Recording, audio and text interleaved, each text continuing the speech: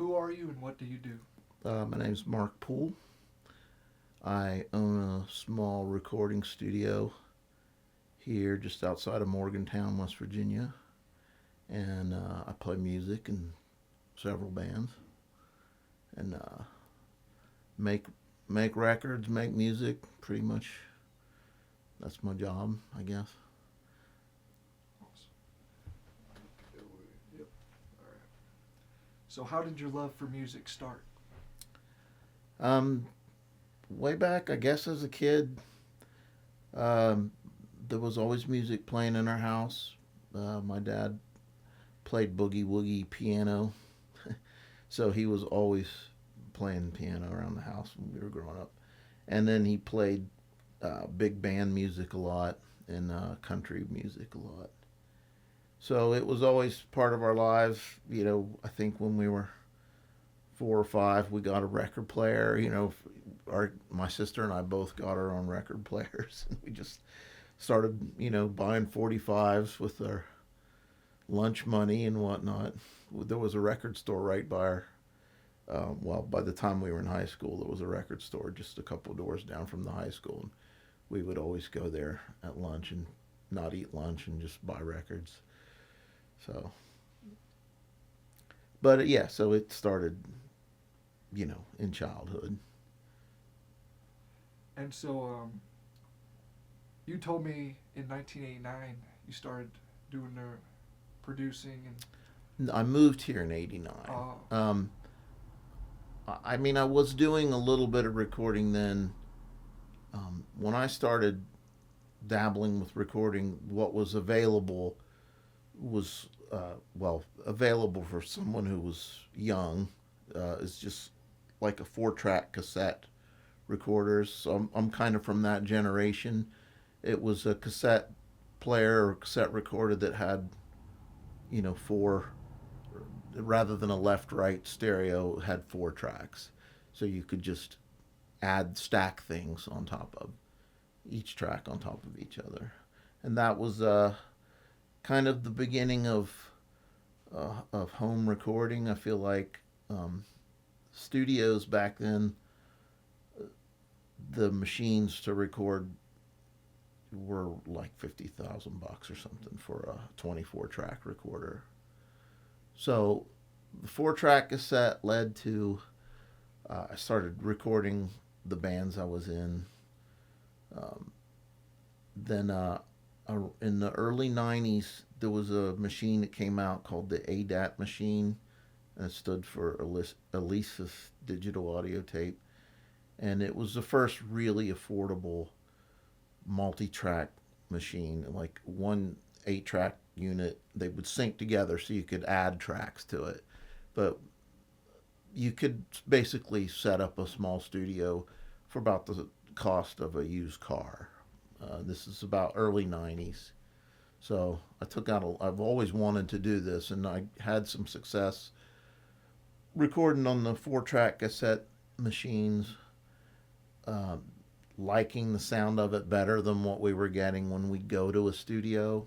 Back then, there weren't that many studios around, and a lot of them were studios that did more commercials and jingles, that sort of thing. So you have a rock band going to record these places, and you come home and you're just like, we just blew all our money and it doesn't sound good. So we just started learning how to do it ourselves, basically. And then I took out a loan, I think 93, somewhere late 93, and bought my first ADAT machine and a 24 channel mixer. I think it was like a $5,000 loan I started with. And I used to just borrow mics from a friend of mine that owned a sound company. The first year or so, I was always just calling him up. Hey, can I borrow like 10 SM57s this weekend? But eventually, I started recording other bands, and as I made money, I'd buy more gear, and it just kept building up from there. So you kind of answered my fourth question. How has it evolved over time? A lot more gear. I bought a bigger mixer and started buying amplifiers, a lot more amplifiers and stuff. people oftentimes don't have great equipment when they come in, so I always have good stuff for them to use here if they want to record through one of my amps or use one of my guitars.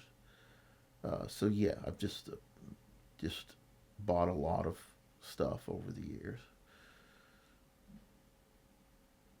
What's your average workday like in the studio? Um, so the type of music changes every day. You know, one day it's gospel, the next day it's heavy metal, the next day it's rap, and the next day it's punk, and the next day it's country. Um, so that changes every day, but it's usually uh, people. This whatever client has usually starts around 10 a.m. and we uh, figure out what they're trying to get accomplished during the session, and we just start working at it. Usually, it's not so much done live unless it's a full band, and we even then it's not really done live, but we try and get as much down live as possible. If a band's coming in, we'll probably be getting drum sounds and instrument sounds, getting everything mixed in their headphones for a couple hours, and then we start going and just get as much done as we can. Uh, a lot of times it's just a singer songwriter. So, like I'm working on a project now, a friend of mine, Jamie Lester, and he's doing all the instruments himself. So we start around 10, and we usually lay down a click track, it's a metronome, like a timekeeper, and then he'll play acoustic guitar and sing a scratch track. We'll go back. The scratch track meaning one that we're going to get rid of. It's just as a place marker. And then he goes back and actually works on getting the guitar part just right. Then we go back and add a vocal to it. And he's multi-instrument guy, so he will add a stand-up bass and mandolin to it. And we get to where we're, by evening we're ready to wrap it up, and we just do a rough mix of what we did that day, and then, get together in 2 more weeks and start working on it again until we have a whole album with, multi instruments on songs. That's mostly what I do. Different types of music require different things. If it's like a loud rock band, there's 5 or 6 people here, and we try and cut most of that live, except the vocals. The place is pretty small. I don't have much isolation. Everybody's kind of in a different room to keep, we don't want the drums coming through the guitar mic and the bass coming through the guitar mic. But so the drums are separate, and we do the vocal tracks afterwards, where we can do that with total silence in the house, and then we mix it all together. Most projects you don't get done the first day. It's several days usually, but that's what an average work day is like. It's fun. I pinch myself sometimes. I get to do this for a living. And how'd you get started in the Morgantown music scene? Well, I'm from Parkersburg, which is about 2 hours southwest of here, and I was playing in bands there, and we started coming up here and playing because there was a scene in Morgantown where you could do original music and be able to make some money and have places to play. That wasn't really the case in Parkersburg at the time, but we sort of kind of created a scene in Parkersburg. This is mid '80s, so I joined a band with some friends from high school that were doing some original music, and this was like, we knew of this club up here called the Underground Railroad, and a lot of bands that we were into, especially like punk bands of the '70s and '80s were playing here, and it was like a big deal for us to come and get a gig at the Underground Railroad. But we started playing here regularly, and after a few years, that band was starting to fizzle out a little bit. It never really fizzled out. We kept going. We still play every once in a while. But that band was 63 Eyes. And but towards the end of the first few years, we were working a lot at 63 Eyes. I think one year we played 250 shows in one year, and we were touring around and stuff. But the fact that there was numerous places to play here, but the best being the Underground Railroad, I just wanted to be close to that. So I decided just to move here, and I rented this place we're in 1989. And yeah, I've been here all this time. It's like I don't live here. I used to live here, of course. And when I built the studio, there was a bed right there, not a couch. And so the control room was my bedroom for a long time. But I think I started recording other bands, uh, at a pro level around 1993 or 4. But yeah, I had lived here for a few years and was just still dabbling in some recording and with my 4-track cassette machine. But the band was playing a lot those first years, and that was how I was making my rent and stuff. So, you said you were in 63 Eyes and you had a band with your high school buddies. How did that lead to forming the Phantom Six? Well, when I moved here in '89, we were just 63 Eyes we'd had a lot of success, but there was this one. At one point, we got discouraged. I think we were starting to maybe want to go into different directions musically, but I think the thing that really we never actually broke up, but it looked like we were going to break up because this different artistic direction. But we'd had this record deal with Bomp Records that was pretty much set, and we'd recorded our second album, and we spent a lot of money on that album. This is before I had, enough good equipment to record ourselves. We went to the recording workshop in Chillicothe, and it's a school for recording, and we recorded a ton of stuff there. And our second album was pretty much in the can and mixed, and the label pulled the plug on it and said, because it was mostly like a 60s garage music type label, they just said we weren't really 60s sounding enough for them, and their distributors weren't that interested, so they dropped the project, and that kind of took the wind out of our sails. So when I moved here, I started my own band, and I still didn't have the good recording gear at that point, but I went back to the recording workshop, and the first year I lived here, I just drove back and forth. It's like 4 hours to Chillicothe, and I'd drive back and forth and work on the record, and I was just living here, and my at the time my only job was playing in a band, so I had a lot of free time. Anyway, I started my own band. It was called Moon, and we played for many years. At some point along the line, around 2008 or something, we realized it was ridiculous to call your band Moon because you could not search for us on the internet.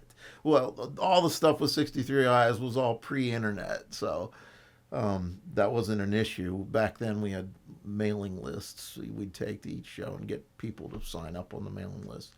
We'd send them postcards and calendars, let them know when we were playing again. So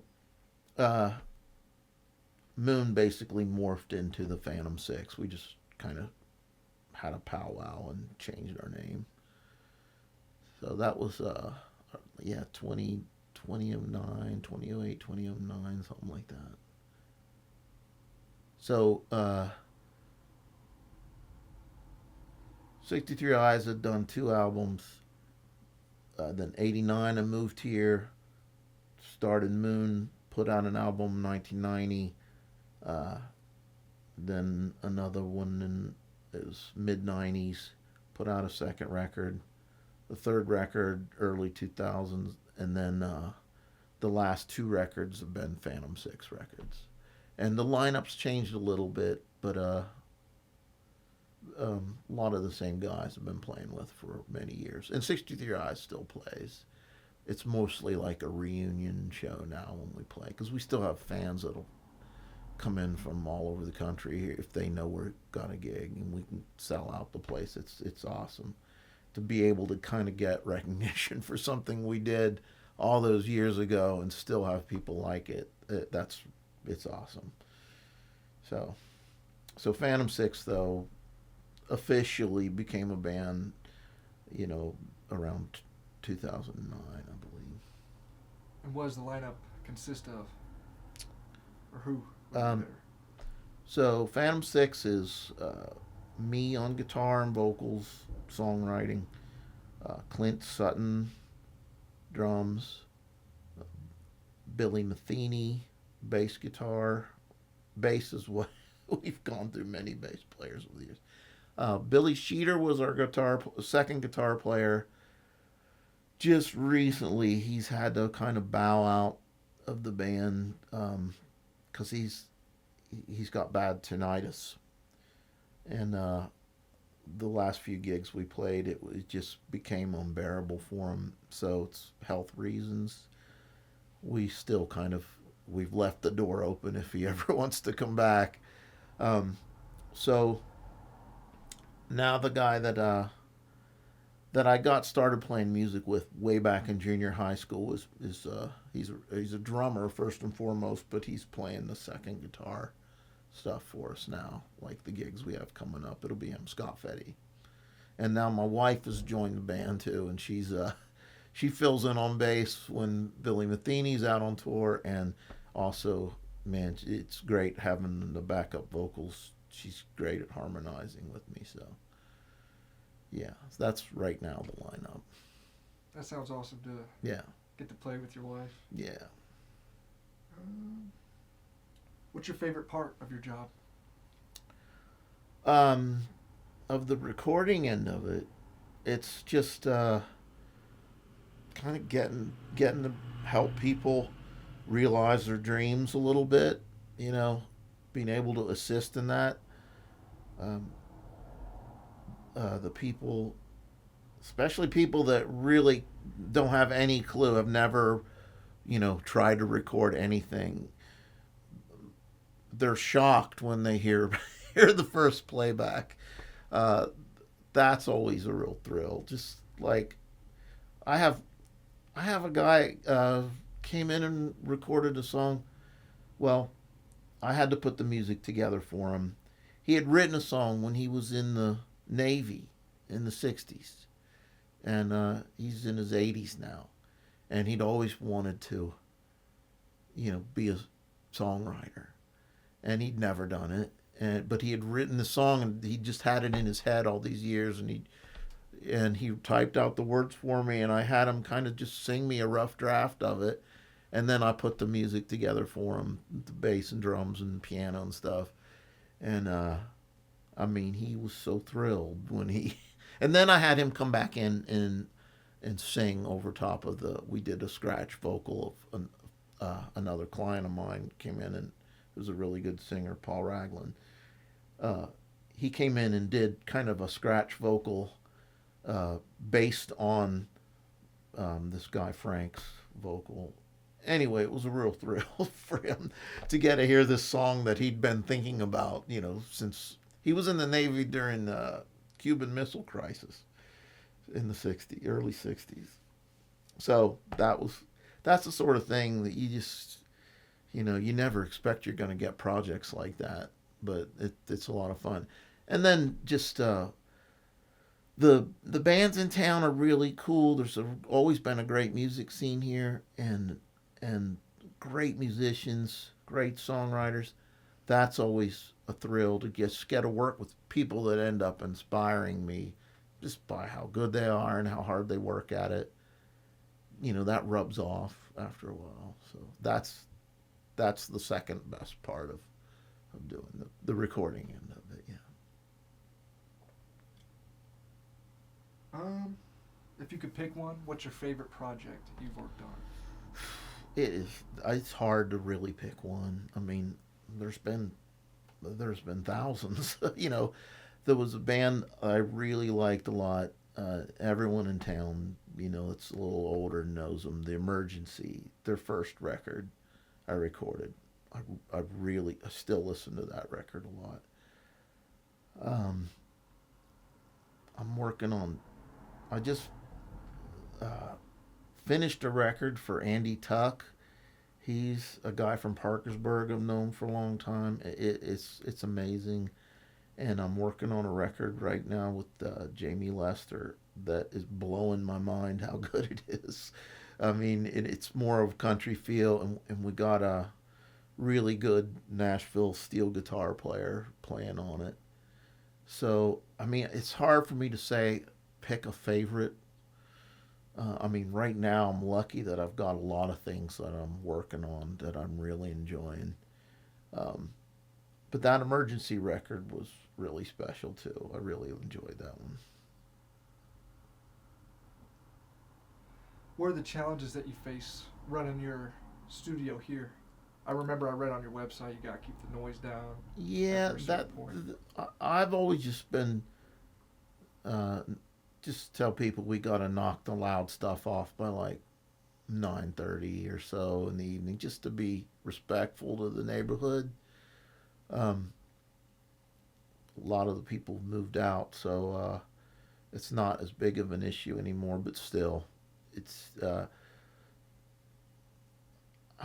I mean, I suppose space is the.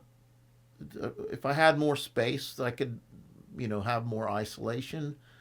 But my goal from the beginning was kind of to provide something that my bands didn't have, and that's an affordable place to go to. So staying here, keeping my overhead low, um, has allowed me to pass that on. I mean, the rates that I'm charging now are only $5 an hour more than what I was paying in 1987, 88. When we go to the recording workshop, it was 35 an hour. I'm charging 40 an hour. So I've tried all along to keep the costs down just to make it affordable. I mean, it was when we were starting out. I mean, it's hard to, when you're in your early 20s, especially in the 80s, to scrape together like 5 grand to make a record was really hard. Um, we formed a 63 Eyes formed a country band to play on the side. We played at all the like animal clubs, the Elks Lodge and the Moose Lodge. We'd play in all those places in Parkersburg, old Hank Williams and Johnny Cash covers, to earn money for our rock band to go on tour and make a record. So that was, we were always, hustling in some way to make enough money to get in the studio. So I've always wanted to try and just make it a little easier for people. So staying here all these years and my rent's pretty cheap, I've just been able to keep the price down and still make a living. I think you might already touch on this, but what's your favorite place to perform? Uh, well, Pleasant Street, 123 Pleasant Street's been our home for years. The other place in town is Gene's Beer Garden in South Park. I love playing there. It's a real tiny little intimate, it's like Cheers type bar. And the gigs are always really fun. Pleasant Street's been our home though forever. It was the Underground Railroad in the 80s, the Naya Binky Dance Hall in the 90s, and then the owner now, LJ, took it over. Uh, you said that you were at the 25-year anniversary, so it's been, yeah, about 27 years now. But that club being there has been our go-to. I've played that place probably 10,000 times in the last 30 years. That's our home turf. Um, what are like some of the challenges you have with your band? Is it getting them all together for? That's always a challenge.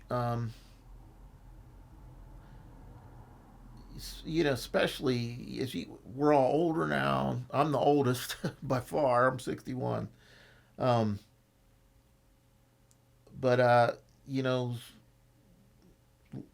everyone's over 40 in the band at this point. So just uh, it's hard to it's just hard to make a living. Period. But to make a living and then have this thing you do on the side that is almost like a full time job. To be able to balance all that with family life and that's I guess the challenge.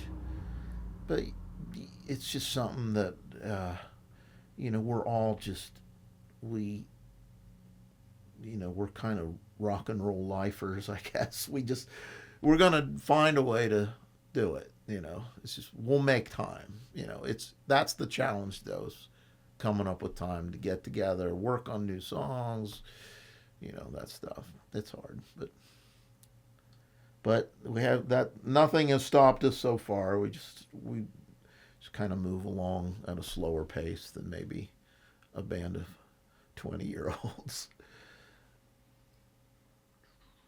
Let me see.